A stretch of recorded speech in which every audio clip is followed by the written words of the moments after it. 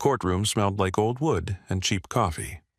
I sat at the defendant's table in my one good suit, the navy blue one I bought for my father's funeral 11 years ago. It still fit, mostly. I had lost weight since Penny filed for divorce. Stress will do that to you. My name is Hollis Crenshaw. I am 47 years old.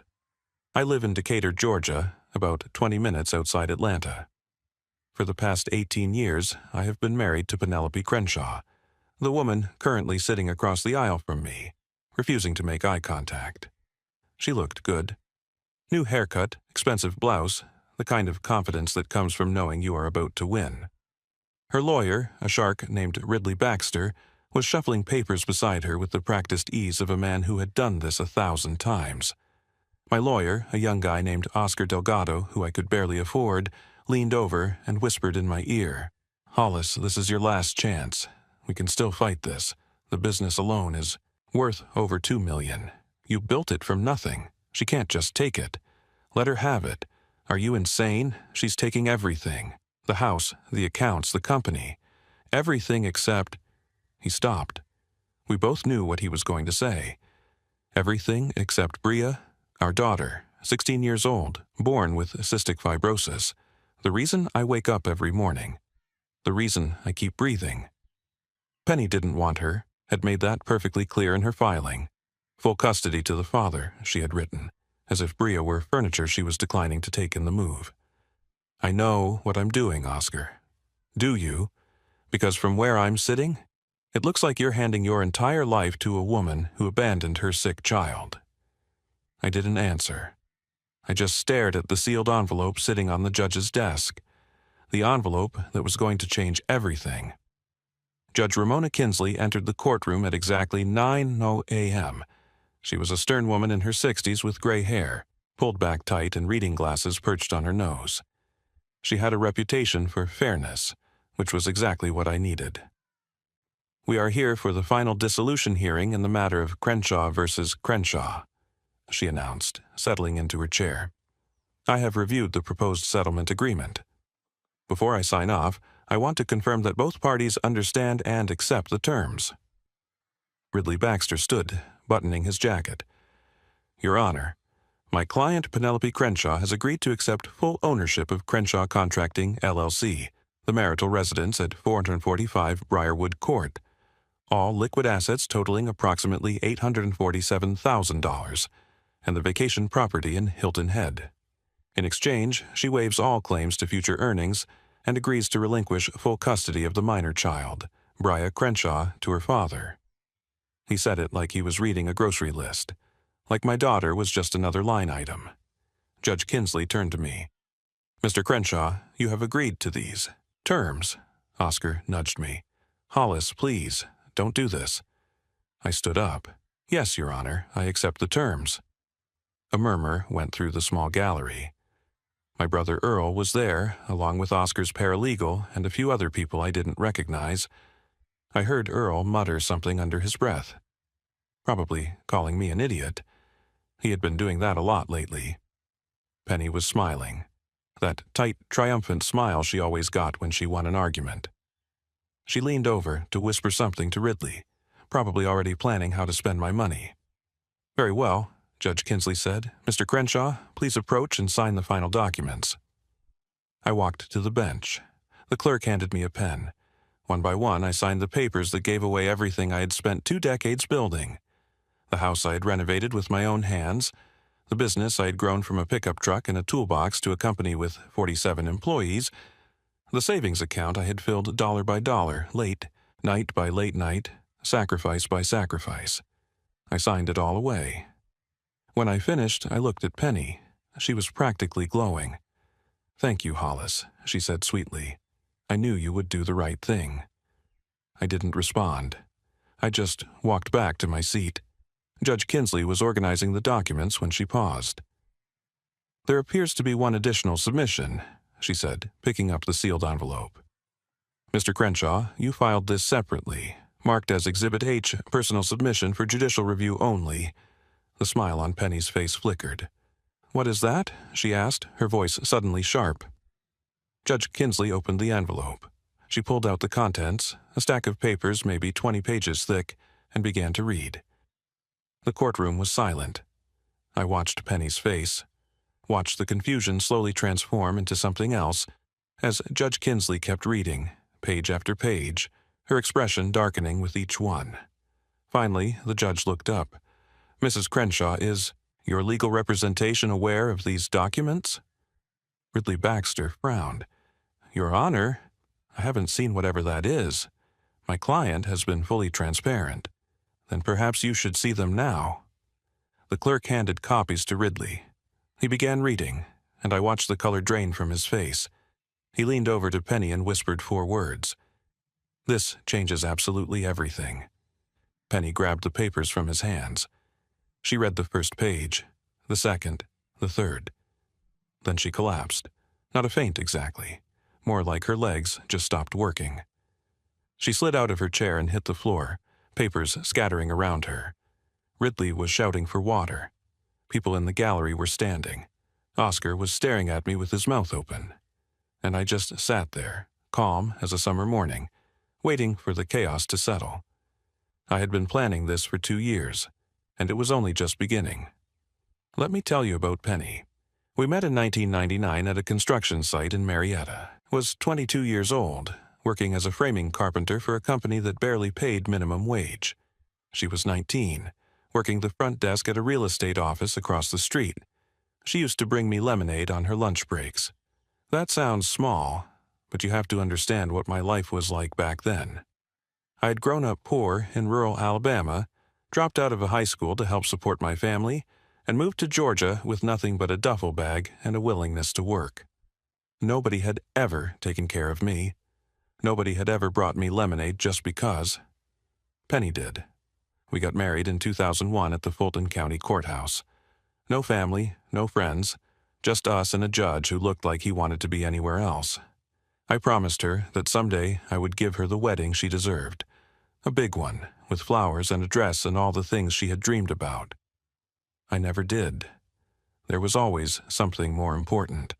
A bill to pay, a job to finish, a crisis to manage. Bria was born in 2008. The pregnancy was difficult, and when she arrived 6 weeks early, we knew immediately that something was wrong. The doctors ran tests for 3 days before they gave us the diagnosis: cystic fibrosis. If you don't know what that means, let me explain. CF is a genetic disease that affects the lungs and digestive system. It causes thick, sticky mucus to build up in the body, leading to infections, breathing problems, and a shortened lifespan.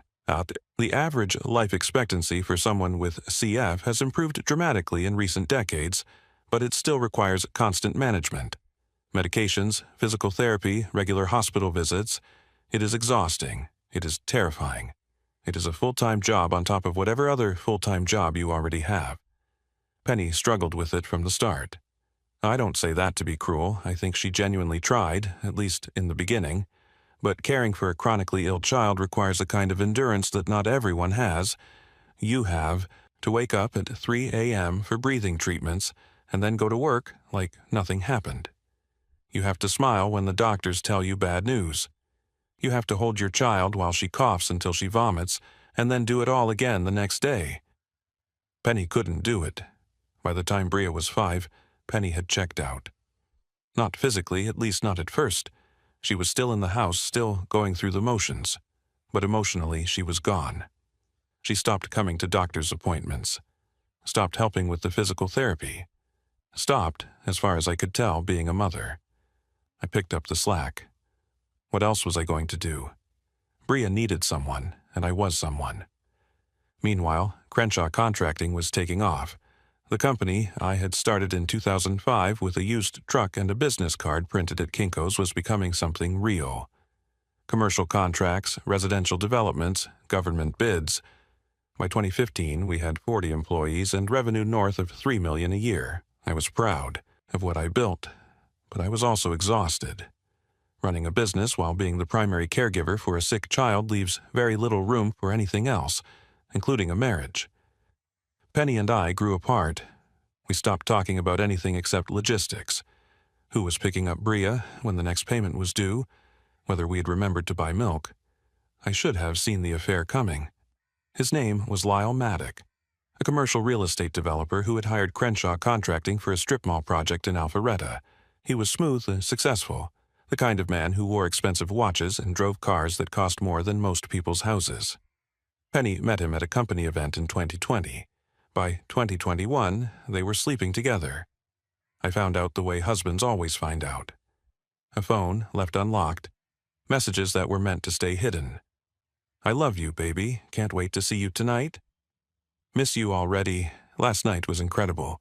When are you going to leave him? I want you all to myself. I read them all.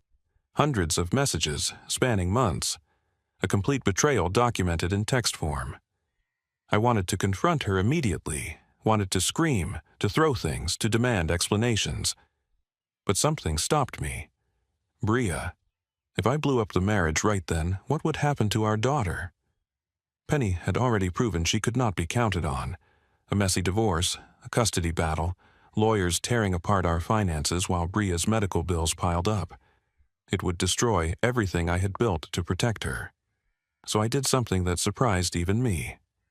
I started planning. The first thing I did was hire a private investigator. His name was Darren Foyle, a former Atlanta police detective who now specialized in domestic cases. He was expensive, but thorough. I told him I needed everything. Every meeting, every hotel room, every lie. Over the next 18 months, Darren delivered. Photographs of Penny and Lyle at restaurants, hotels, even his beach house in Savannah. Financial records showing gifts he had bought her, trips they had taken, an entire secret life funded by his money and hidden from me. But that was not the most important thing Darren found. Hollis, he said during one of our meetings, sliding a folder across the table. You need to see this. I opened the folder. Inside were bank statements. Not from our joint accounts, which I monitored carefully, but from accounts I had never seen before. Accounts in Penny's name alone. Over the past 3 years, she had been siphoning money from Crenshaw Contracting.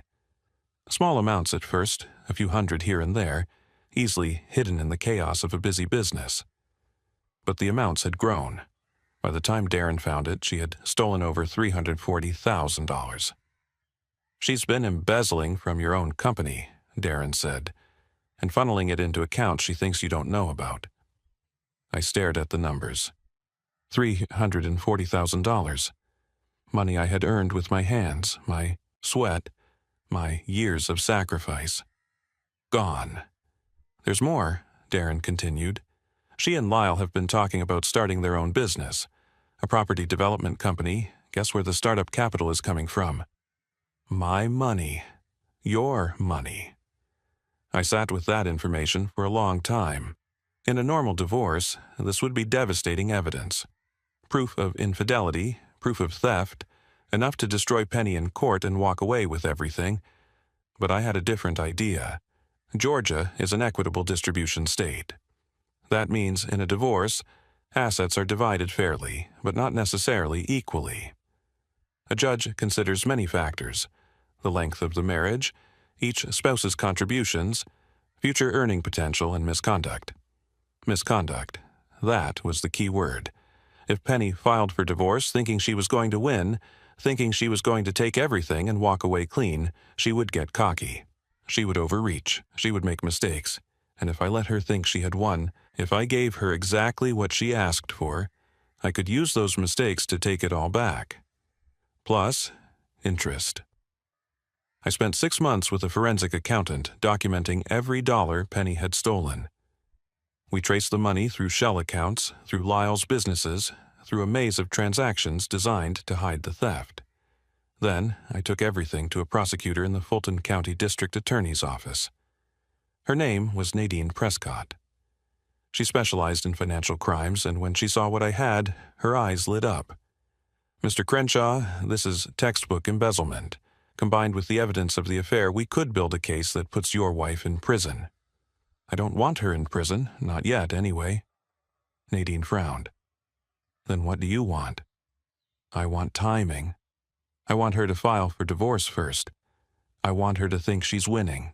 And then, at the exact right moment, I want everything to come crashing down. That's unconventional. My daughter has cystic fibrosis. Her mother is abandoning her to run off with a rich boyfriend. Conventional stopped being an option a long time ago. Nadine studied me for a long moment, then she nodded. Tell me what you need. We built the case over the next year. Every piece of evidence, every witness, every document. Nadine prepared charges, but agreed to hold them until I gave the signal. Meanwhile, I started moving assets, not hiding them. That would be illegal, and I was not going to give Penny any ammunition. Instead, I restructured. I created trusts for Bria's medical care that could not be touched in a divorce. I shifted ownership of certain properties into business entities that Penny did not know about. I documented everything, kept meticulous records, made sure that every move was legal and defensible, and then I waited. Penny filed for divorce in January of this year. She came home one evening, sat me down at the kitchen table, and told me she wanted out. I'm not happy, Hollis. I haven't been happy. For years. I know. She looked surprised. You know? I know about Lyle. I know about everything. For a moment, fear flickered across her face. Then it was gone, replaced by that hard, calculating expression I had come to know so well. Fine. Then you know why this marriage is over. I want the house, the business, the savings. You can have Bria. I know how much she means to you. She said it like she was being generous, like giving me custody of our sick daughter was a gift. Okay. Okay, just like that? Just like that. She stared at me, waiting for the catch. There had to be a catch. Hollis Crenshaw, the man who fought for everything, was just going to roll over. I'll have my lawyer send the papers, she finally said. I'll sign them. And I did, every single one. Because the trap was already set. All I had to do was let her walk into it. The courtroom was still in chaos. Penny was on the floor, hyperventilating. Ridley Baxter was trying to help her up, while simultaneously reading through the documents, his face getting paler with each page. Judge Kinsley was banging her gavel, demanding order. I just sat there, calm, patient. Oscar grabbed my arm. Hollis, what the hell is in those papers? The truth. Eventually, they got Penny back into her chair. Someone brought her water. She was shaking, mascara running down her cheeks, looking nothing like the confident woman who had walked in an hour ago. Judge Kinsley finally restored order. Mr. Baxter, I take it you were not aware of the contents of Exhibit H? Ridley was sweating. No, Your Honor, this is... My client did not disclose. I can see that. The judge turned to me. Mr. Crenshaw, would you like to explain to the court what these documents contain? I stood slowly. Your Honor, Exhibit H contains 3 years of financial records documenting systematic embezzlement from Crenshaw Contracting, LLC, by my wife, Penelope Crenshaw. The total amount stolen is $347,218. The money was transferred to hidden accounts and used to fund a relationship with Lyle Maddock, a real estate developer with whom she has been having an affair since 2021. Penny made a sound like a wounded animal. The exhibit also contains photographs, text messages, and witness statements documenting the affair. Additionally, it includes a letter from the Fulton County District Attorney's Office indicating that criminal charges for embezzlement, wire fraud, and tax evasion are pending against Mrs. Crenshaw, contingent on the outcome of these proceedings. Ridley shot to his feet. Your Honor, this is ambush litigation. We had no opportunity to review these allegations. My client has rights. Your client has been stealing from me for 3 years, I said quietly. She can discuss her rights with the prosecutor. Judge Kinsley held up her hand. Both of you, sit down. She turned to Penny. Mrs. Crenshaw, do you have anything to say in response to these allegations? Penny was crying openly now. He's lying. He has to be lying. I never... These are bank records, Mrs. Crenshaw, transaction histories. Do you deny that these accounts exist? Silence. Do you deny that you transferred money from Crenshaw Contracting into these accounts without your husband's knowledge or consent? More silence. Judge Kinsley nodded slowly. I see. She removed her reading glasses and set them on the desk. Mr. Crenshaw, help me understand something. You knew about this embezzlement. You knew about the affair. Yet you agreed to sign over virtually all marital assets to your wife. Why? Because I wanted her to show who she really is, Your Honor. Explain. Penny abandoned our daughter. Bria has cystic fibrosis. She requires constant care, expensive medications, regular hospitalizations. When Penny filed for divorce, she specifically requested that I take full custody. She didn't want her own child. I paused, steadying my voice. I could have fought. I could have dragged this through the courts for years. But Bria doesn't have years to waste. She needs stability. She needs to know that at least one parent puts her first. So, you let your wife take everything? I let her think she was taking everything. The assets she claimed, the house, the business, the accounts, they're all tainted now. The business was funded with embezzled money. The accounts contained stolen funds. The house was purchased with commingled assets that are now evidence in a criminal case. I looked at Penny. She was staring at me with pure hatred. Everything she took, she's going to have to give back, and then some. Judge Kinsley was silent for a long moment. Then, remarkably, she almost smiled. Mr. Crenshaw, are you telling me that you deliberately structured this divorce to ensure that your wife would incriminate herself? I'm telling you that I gave my wife exactly what she asked for. It's not my fault she asked for evidence of her own crimes. Ridley was on his feet again. Your Honor, this is entrapment. This is a man protecting his daughter, Mr. Baxter. The judge's voice was ice. Your client chose to steal. Your client chose to have an affair. Your client chose to abandon a sick child. Mr. Crenshaw simply chose not to stop her. She picked up her gavel. I am vacating the settlement agreement in its entirety. Given the evidence of fraud and embezzlement, I am ordering a full forensic audit of all marital assets. Any assets derived from criminal activity will be forfeited. Additionally, I am referring this matter to the district attorney's office for immediate action. She looked at Penny. Mrs. Crenshaw, I strongly suggest you retain a criminal defense attorney. You're going to need one. The gavel came down. Penny screamed, actually screamed, a raw sound of rage and despair that echoed off the courtroom walls. You bastard! You planned this! You destroyed me! I stood and gathered my papers. No, Penny, you destroyed yourself. I just made sure everyone could see it. I walked out of the courtroom without looking back.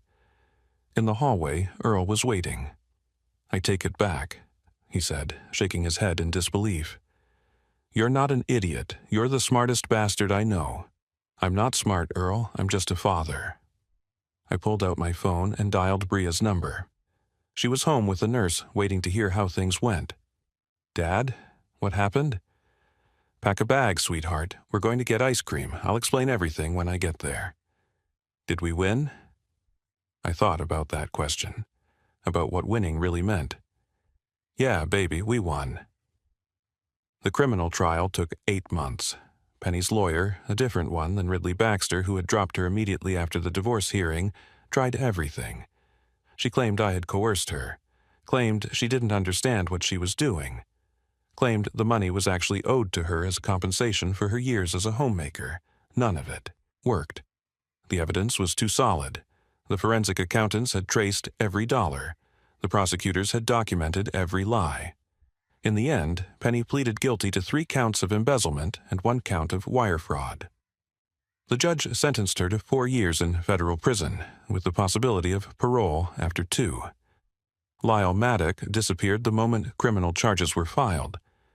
Turns out he had known about the embezzlement, had even helped structure some of the transactions. When subpoenas started flying, he liquidated his local holdings and moved to Costa Rica. Last I heard, he was developing beachfront condos and pretending none of this ever happened. Penny sent me a letter from prison about 6 months into her sentence. I didn't open it for weeks. When I finally did, it was shorter than I expected. Hollis, I know you won't forgive me. I'm not sure I'd forgive me either, but I need you to know that I'm sorry. Not for getting caught, for everything. For Bria, for us, for all of it. I was weak, I was selfish. I told myself I deserved more, and I used that lie to justify everything I did.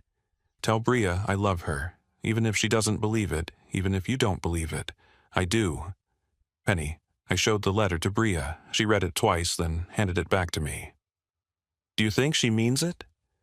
I don't know, sweetheart. Maybe. Do you forgive her? I thought about that for a long time. I'm working on it. Bria nodded. Me too. That's the thing about forgiveness. It doesn't happen all at once. It's not a light switch you flip and suddenly everything is bright again. It's more like a sunrise, slow and gradual. And some days the clouds come back and you can't see any light at all, but you keep waiting. And eventually the sun rises again. The assets were eventually sorted out. After the forensic audit, after the legal fees, after the restitution payments, I ended up with about 60% of what we had before the divorce. The house was sold, the business restructured, the vacation property liquidated. It was less than I started with, but more than I needed. I used some of the money to pay off Bria's medical bills. The rest went into a trust fund that will take care of her for the rest of her life, however long that turns out to be. Modern medicine has made incredible advances in treating CF. When Bria was born, the average life expectancy was about 35. Now it's closer to 50 and climbing. New medications, new therapies, new reasons for hope. She's 18 now, just graduated high school. She's planning to start community college in the fall, studying art therapy. She wants to work with sick kids, help them express their feelings through painting and drawing. I know what it's like to be scared, she told me when she announced her plans. I want to help other kids feel less alone. I cried when she said that. Couldn't help it.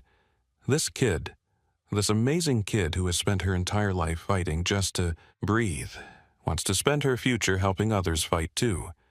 If that's not proof that something good can come from something terrible, I don't know what is. Penny got out of prison last spring. She's living in a halfway house in Machen, working at a grocery store, trying to rebuild some kind of life. She asked if she could see Bria. I left that decision to my daughter. Bria said yes. They've met twice now. Coffee, mostly. Short visits, careful conversations. I don't know if they'll ever have a real relationship. Too much has happened, too much damage has been done. But they're trying, and sometimes trying is all you can do. I sold Crenshaw Contracting last year. A bigger company made an offer, and after thinking about it for a while, I decided to accept. The business had been good to me, had given me everything, but it had also taken everything. Every late night, every missed moment with Bria, every sacrifice that seemed necessary at the time but now felt like something stolen. I wanted those moments back. Not the ones already gone, you can't get those, but the ones still coming. So I took the money and I walked away. I'm not retired, exactly. I still consult sometimes, help smaller contractors figure out their operations, but mostly I spend my time with Bria. Driving her to appointments, helping her with her art projects, just being there, present and available, the way I always wanted to be but couldn't quite manage when I was building an empire. It's enough, more than enough. People ask me sometimes if I regret how I handled things. The trap, the patience, the 2 years of watching my wife steal from me while I documented everything and waited for the right moment. Couldn't I have just divorced her normally? Couldn't I have confronted her, fought it out in court, moved on with my life? Maybe, but here's what I've learned about justice. It doesn't always look the way you expect. Sometimes justice is a judge slamming a gavel and sending someone to prison. Sometimes it's quieter than that. Sometimes it's a sick kid graduating high school while the parent who abandoned her watches from a halfway house in Macon. Sometimes justice is just surviving. I spent 18 years married to a woman who slowly revealed herself to be someone I didn't recognize. Someone selfish, someone calculating, someone capable of abandoning her own child to chase a fantasy with a man who left her the moment things got hard. I could be angry about that. Part of me is, probably always will be. But anger is heavy. It takes up space you need for other things. What I carry instead is gratitude. Grateful for Bria, who taught me what love really means. Grateful for the years of struggle, which showed me what I'm capable of. Grateful even for Penny, in a strange way. Because without her betrayal, I might never have discovered how strong I actually am. The day after the final divorce hearing, I took Bria to get ice cream like I promised. We sat in a booth at a little shop near our house, her eating mint chocolate chip, me working on a butter pecan. "Dad," she said between bites, "are you okay? I mean, really okay?" "I think so, sweetheart. Getting there, anyway." "Mom really did all those things? The stealing and everything?" "Yeah, she did. Why? I mean, we had a good life, didn't we?" I thought about how to answer that. How do you explain to a teenager that some people are never satisfied? That some people spend their whole lives chasing something better and never realize that what they have is already enough? "Your mom got lost," I finally said. "She forgot what mattered, and by the time she remembered it was too late." "Do you think she ever loved us?" "I think she loved us the best she knew how. It just wasn't enough." Bria was quiet for a moment. Then she reached across the table and took my hand. "Your love was enough, Dad. Just so you know, it was always enough." I couldn't speak after that, just held her hand and let the tears fall into my butter pecan. That's the thing about being a parent. You spend years worrying that you're failing, that you're not doing enough, that your kids are going to grow up damaged by all your mistakes, and then one day, they say something that lets you know you got it right. Maybe not all of it, maybe not perfectly, but enough. I keep a photograph on my desk now. It's from Bria's graduation. She's in her cap and gown, holding her diploma, smiling so wide it looks like her face might break. I'm standing next to her, my arm around her shoulder, looking like a man who has finally figured out what matters. Behind us, just barely visible in the corner of the frame, is an empty chair. The one we saved for Penny, just in case she got permission to attend. She didn't come. Something about paperwork and approvals that didn't go through in time. Bria cried about it for about 10 minutes. Then she wiped her eyes, put on her gown, and walked across that stage. Like she owned it. That's my girl. I look at that photograph every morning. It reminds me of something important. Life doesn't give you what you deserve. It gives you what you build, what you fight for, what you refuse to let go of even when everything is trying to tear it away. Penny thought she could take everything from me. She thought I would crumble, fall apart, become another sad story about a man who got destroyed in a divorce. She was wrong, because she forgot the most important thing. She forgot about Bria, and a father protecting his daughter is the most dangerous thing in the world. So here's my question for you. What would you refuse to give up? What would you fight for, sacrifice for, burn everything down for if you had to? And if you don't have something like that in your life yet, maybe it's time to find it. Tell me in the comments. What matters most to you? And if you know someone who's going through a fight right now, someone who feels like they're losing everything, send them this story. Because sometimes the people who look like they're losing are actually setting up the biggest win of their lives. You just have to be patient enough to see it through.